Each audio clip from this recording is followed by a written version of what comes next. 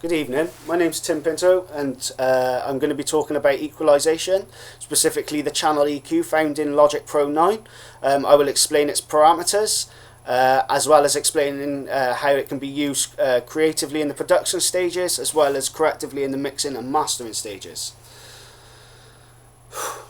When using the EQ in the production stages, we can use it creatively. An example of this is getting a low pass filter, setting some automation to work with the low pass filter.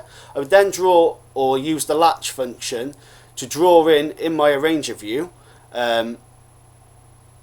movement of this low pass filter. What this does provides me with moving tonal changes within the track, which keeps the sound on which it's been put on more interesting.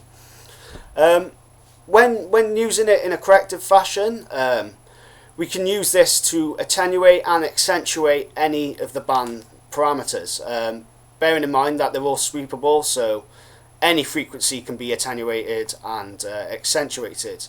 To attenuate the signal, we would tend to use notch filters, and to accentuate we would use bell filters. Also, to make sounds more pronounced, we could use high pass and low pass filters. We could also use high shelves and low shelves. The same really goes in the mastering stage. The only difference being we only want to make subtle changes so we don't drastically change the original sound file, so it doesn't sound any different from how the producer intended.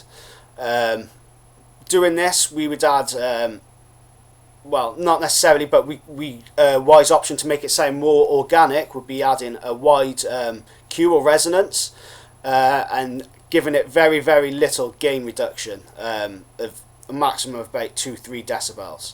Obviously, everyone has their own method of doing things, and the variables can change somewhat. I'd like to explain about the parameters of this channel EQ found in Logic Pro 9.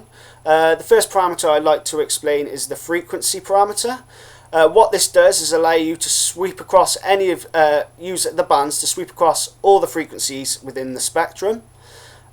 We then have a gain filter,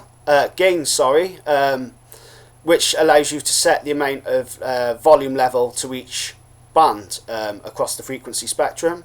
We also have the Q, as I said, is known as the resonance. What this does is you set a marked point in your frequency spectrum, and say you have a parameter set with an extremely high value of such as 100. These affect only a very narrow frequency band and can be used to surgically remove unwanted frequencies, harsh frequencies, or just make minor notches within the spectrum. Thank you. Bye bye.